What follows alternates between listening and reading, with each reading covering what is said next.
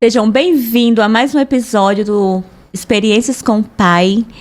Hoje, o meu convidado é uma pessoa, eu não conhecia, conhecendo agora, mas é o esposo da querida Dani, que esteve comigo a semana passada. E eu estou muito feliz, conheci o testemunho dele, fiquei impactada. E ele está aqui comigo. Jackson, seja muito bem-vindo a Experiências com o Pai. Amém, muito obrigado. Obrigado pelo convite, Lu. Para mim é uma grande experiência estar aqui contando do meu testemunho, das coisas que eu já vivi com Deus, das coisas que eu estou vivendo. E eu creio que através desse podcast, Deus vai falar poderosamente ao seu coração e que Ele me usa aqui para te dar uma resposta, para te encorajar, para te fortalecer, porque é para isso que nós estamos neste mundo, para ser canais do Senhor aqui para outras pessoas, né? Porque Deus faz em nós, mas também através de nós. Exatamente. Então, pode começar o seu testemunho, pode ficar à vontade. Tá bom. Enfim. Bom, gente, para quem não me conhece, eu me chamo Jackson Oliveira, eu tenho 28 anos. Eu nasci na Bahia, em uma cidadezinha chamada Iguaí, mas eu vivi praticamente metade desse tempo de vida em um interior dessa cidade chamada Rio Preto. E é nessa cidade, nesse interior, que começa o meu testemunho, a minha história de vida com Deus, né? Sim. Eu sou de uma família muito pobre, Lu. Eu nasci na família pobre. Tipo assim, a minha família já era pobre por parte do meu avô. E a minha mãe é a parte mais pobre dessa família. Era miserável, vamos dizer assim. Então, a gente passou muita dificuldade. Eu não vou dizer que nós não passamos fome, porque em alguns momentos tinha ainda farinha com café pra gente comer e não ficar com a barriga vazia. Sim. Mas sempre foi muito miserável a minha família, sabe? Então, uma das coisas que desde pequeno, desde muito cedo, que eu me lembro dos meus 6 anos, eu sempre tive a convicção, e isso muito gravado na minha mente, é que a única maneira que eu tinha, porque eu não conhecia Deus, isso aqui, essa parte da minha história, Deus não entrou ainda, eu não conhecia o Senhor ainda. Mas a base que eu tinha como um fundamento para eu sair desse quadro que eu tinha na minha família, até mesmo para resgatar minha família, era a educação. É engraçado que desde os 6 anos de idade eu sempre busquei ser uma pessoa muito esforçada nos estudos. Eu sempre gostei de estudar. Gostava de livros. Eu amava ler. Desde os 6 anos de idade. Olha só. E, infelizmente, aonde eu morava, né, era um povoado muito pobre, não tinha escola.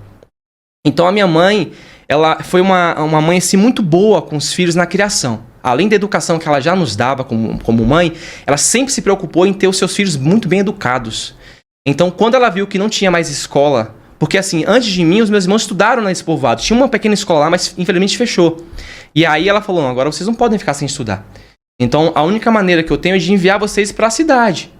Sim. E aí, nesse tempo, tinha uma irmã minha que era muito mais velha, já tinha saído de casa, e ela trabalhava e vivia numa casinha na cidade. Aí a minha mãe, olha, então vocês vão para a cidade, fui eu e meu irmão, Wesley, que é o do meio, né? E vocês estudam lá. Então eu estudei dos meus 6 até os meus 8 anos de idade, porque a alfabetização, antes disso, eu tinha feito nessa pequena escola, mas fechou. E aí eu fui pra cidade. Estudei lá dos 6 aos 8 anos. E aí, quando completei 8 anos, reabriu novamente essa escola. Então o que minha mãe fez, né? Voltem pro interior, pra roça, né? Que é assim que a gente chama lá na Bahia, né? Quando é interior. A roça. Voltem pra vocês morarem com a gente. E a gente voltou eu e meu irmão Wesley. A minha irmã Débora morava com a gente também nesse tempo. Voltamos todo mundo pra roça. Aí ficou eu, a minha mãe, o meu pai e os meus outros 2 irmãos, que é o Wesley e a Débora. Então, eu voltei a estudar e eu começava a cada vez mais buscar por educação, porque eu via o quadro da minha família e aquilo me preocupava. Olha, eu sou uma criança de 8 anos. Você já tinha uma visão, né? É engraçado porque assim, hoje eu vejo que era Deus desde a minha infância. Porque não é comum uma criança de 6, 8 anos ter esse tipo de mentalidade. Não mesmo. Hoje em dia, uma criança de 6, 8 anos tá brincando hoje nos parquinhos, em casa, com brinquedos. E no meu tempo de 6, 7, 8 anos, eu tava focado em estudar. E aí eu lembro que nesse tempo, né, de 8 anos que eu tava de volta ao interior, eu comecei a estudar nessa escola. E aí eu cheguei pra minha professora que dava aula pra mim e falei assim, você poderia me dar reforço à tarde? Porque eu queria cada vez mais estudar e aprender mais, porque eu sabia que só através da educação que a minha família iria mudar. Sim. A minha vida iria mudar. E aí ela de primeira topou. E como ela dava aula só pela parte da manhã, a escola só funcionava na parte da manhã. Ela falou assim, você vinha à tarde, depois do almoço, você vai pra casa, almoça e retorna. E eu ia todo feliz. Pegava os meus livrinhos, colocava dentro de uma sacola, não tinha bolsa. Essa era a vida do estudante no interior da Bahia. Até hoje tem muitas escolas que são assim, não dão material para os estudantes, mas enfim. Então eu pegava uma sacolinha de mercado, colocava o meu caderno, meus livros e ia pra lá. Todo dia. depois do almoço. Eu almoçava e ia correndo para fazer o reforço escolar. E é aí que vem o marco da minha maior experiência de vida que eu tive naquele momento. Sim. Foi quando, em um desses dias que eu fui com 8 anos de idade para estudar com essa amiga, né, que já tinha se falado minha amiga, ela não estava mais em casa. Porque lá na Bahia é comum, na própria escola, ter uma casa colada de junta que é para o professor ficar. Eu não sei se essa história ainda permanece na Bahia, porque eu tenho mais de acho que 11 anos que eu tô fora de lá, que eu não tenho mais esse convívio com o pessoal de lá. Uhum. Mas era assim, antigamente tinha escola e o professor morava na escola. A casa do professor era na escola. Então eu ia para estudar. E infelizmente um desses dias que eu fui para estudar, ela não tava. E quem tava foi o irmão dela. E infelizmente ele me abusou sexualmente. Me levou para um desses quartos da casa dela e me abusou sexualmente. Jesus. E a partir daquele momento é que começa a minha trajetória de vida, assim, que pra mim foi o caminho que me levou a ter a minha maior experiência com Deus. Eu não conhecia o Senhor até aquele devido momento, mas quando Deus ele quer se revelar pra nós, e eu já quero deixar claro pra você que tá nos ouvindo e nos vendo aqui, quando Deus quer se revelar pra você, ele não depende de pessoas, de canais pra se revelar. Se ele desejar e estiver disponível, ele vai fazer isso com você. Ele vai usar dos seus profetas, dos seus céus para falar com você. Sim. Só que no meu caso não teve isso. Então, quando eu sofri esse abuso, a partir daquele momento, a educação, o esforço que eu estava tendo com a educação ficou de lado. Eu não busquei mais por isso, eu não desejei mais isso, porque eu comecei a me sentir culpado. O abuso que eu sofri me tornou um culpado. Esse é o sentimento que fica. Que a maior parte das pessoas que são abusadas, né? Aquele que sofreu o abuso, começa a sentir. Eu me tornei o culpado do abuso. A vítima se tornou o culpado. Sim. Foi assim com a minha história. Então eu comecei a me fechar. Diferente de outras pessoas que passam por abusos e violências, que vão pro mundo, mergulham em vícios, como foi o caso da minha própria esposa, que ela foi pros vícios do álcool, das drogas. Eu não me vi nesse caminho. Eu me fechei totalmente. Fiquei recluso. Eu era uma criança muito alegre. E a partir desse momento eu fiquei recluso. Não conversava mais com meus amigos, não saía mais de casa, não conversava mais com a minha mãe. Eu e minha mãe sempre tivemos uma boa comunicação. Eu e minha mãe somos grandes amigos até hoje. Olha Só que nesse tempo, depois dos meus 8 anos, eu me fechei com a minha mãe. Eu não me relacionava mais com ela, eu ficava trancado no quarto. Ela perguntava o que estava acontecendo. Muitas vezes ela chegou pra mim e perguntou: filho, o que está acontecendo? E eu, com medo de contar do abuso, porque na minha cabeça, se eu contasse pra minha mãe do que eu tinha sofrido, ela iria me expulsar de casa. Olha que absurdo. E aí, sofrimento interno, né? E isso foi dos 8 até os 10 anos, esse pensamento. Só que aí que começa a segunda etapa mais, assim, triste do que foi o abuso. Porque eu comecei a ouvir vozes. Hoje eu sei quem estava falando ao meu ouvido.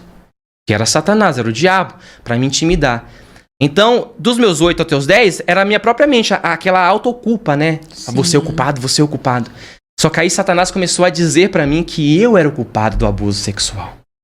Você é o culpado de ter sido abusado. E aí ele pegou mais pesado em dizer que... Você já sentia culpa. Já. Aí alguém ali... colocando mais ainda. Dando a certeza pra dando você. A certeza que a culpa era minha. Meu Deus do céu. E aí, quando eu tava com 10 anos de idade, por uma coisa que eu acho hoje tão boba, foi uma discussão que os meus pais tiveram. E meu pai simplesmente foi embora de casa. Eu tinha 10 anos de idade. Tiveram uma discussão assim, de minutos. Coisa que eu nunca tinha visto até aquele momento meu pai e minha mãe discutindo. Sim. Eles brigaram e meu pai foi embora de casa, Lu. Pegou, arrumou uma bolsa que ele tinha lá, colocou as roupas dele e foi embora. Eu já estava uma criança fragilizada por conta do abuso. E quando eu vi aquela imagem que eu tinha de protetor dentro da minha casa, que eu não recorria, né? Não ia atrás dele, mas eu ainda tinha ainda como imagem de protetor saindo de perto de mim, aí que piorou a situação. E aí Satanás, vendo como eu tinha ficado mais frágil ainda, ele usou de mais uma ferramenta para tentar me destruir. Ele dizia que a culpa do meu pai ter ido embora de casa, ter brigado com minha mãe, também era minha. Ele não somente me acusava do abuso, você é culpado do abuso, mas você também agora é culpado do teu pai ter ido embora de casa, ter saído de casa, ter abandonado você e a sua mãe. E aí, nesse tempo, Lu, não somente o meu pai foi embora de casa, os meus 2 irmãos mais velhos que eu viajaram. Um foi para São Paulo, vieram para aqui, e a outra foi para Goiás para trabalhar, porque lá a situação lá no interior era muito difícil. Sim. Não tinha como eles ficarem lá, porque ou eles ficavam, morria todo mundo de fome, ou vinham trabalhar para ter uma vida melhor. Sim. E foi isso que eles optaram, né? Para sair de casa para ter uma vida melhor. Então eu já me vi cada dia mais fragilizado, não ter ninguém perto de mim. E aí minha mãe, coitada, vendo toda essa situação do meu pai ter ido embora de casa, ter perdido o marido e os filhos saindo debaixo da sua asa, né? Começou a ficar deprimida. Ela já tinha uma leve depressão desde o parto do meu segundo irmão. Então, ela se encontrou ainda mais depressiva. E aí, parece que cada vez mais nessa etapa de história de vida, Satanás colocava em mim a culpa de tudo que acontecia na minha casa. E aí ele falou, e agora a doença que a tua mãe está passando, essa depressão, também é culpa sua. E aí começou aos 10 anos a ser uma fase muito escura na minha vida. Porque ele, Lu, não somente falava pra mim, ele aparecia pra mim. Meu Deus. Ele falava, olha, você é culpado. Olha, o abuso é culpa sua. Você é imundo. Ninguém te ama, ninguém te quer.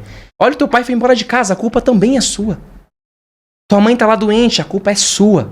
Você é culpado de tudo isso. Isso ficou nos meus 10, nos meus 11, até os meus 12 anos. Quando eu completei 12 anos, Lu, eu tava num estágio tão profundo da depressão que eu não comia, eu não bebia. Eu me trancava no meu quarto, ficava lá por horas e horas e horas. E minha mãe desesperada, coitada. Minha mãe não sabia o que estava acontecendo comigo, porque eu não tinha contado para ela até aquele momento. E ela, na ignorância, tentava encontrar meios para me ajudar. Me levou para benzedeiras, para rezadeiras, para centros, para que pessoas orassem por mim, achando que aquilo era alguma doença, alguma enfermidade, Sim. que através disso, né, dessas tentativas que ela estava fazendo, eu iria ser curado, mas não era. A raiz era muito mais profunda. Meu Deus. Era espiritual. Então, se o problema era espiritual, tinha que ser alguém espiritual para me ajudar. Só que, infelizmente, onde eu morava não tinha ninguém. Não tinha ninguém disponível. Mas tinha alguém que estava me vendo. Com certeza. Tinha alguém que estava me acompanhando durante a minha trajetória dos meus 8 até os meus 12 anos. Eu não sabia dessa existência, desse ser, que hoje eu sei que é Jesus. E aí, Satanás falava para mim assim, quando eu estava com 12 anos, né? Olha, eu tenho uma saída para tudo isso. Olha como ele é astuto. Olha como ele age com as suas falácias, né? Que é aquelas mentiras que você, ao ouvir, pensa que é uma verdade, mas não é mentira. Porque Satanás, ele não pode dizer a verdade, ele é o pai da mentira. Tudo que ele fala pra você é mentira. É mentira, verdade. Se você tá hoje ouvindo vozes, Satanás tá tentando colocar na sua mente coisas, eu já te digo, isso é mentira sobre você. Tudo que ele fala é mentira. Só que, naquele momento, eu tava tão doente, Lu. Não tinha como eu identificar aquilo. Eu nem sabia do reino espiritual. E aí eu comecei a acreditar naquelas mentiras. E ele falava, eu tenho uma saída pra você resolver tudo isso. O abuso sexual, a doença da tua mãe, o teu pai ter ido embora de casa, a miséria da tua família, que até isso ele colocava em mim. Só. Ele falava que eu era culpado da miséria da minha família. E aí ele dizia, eu tenho uma saída pra você.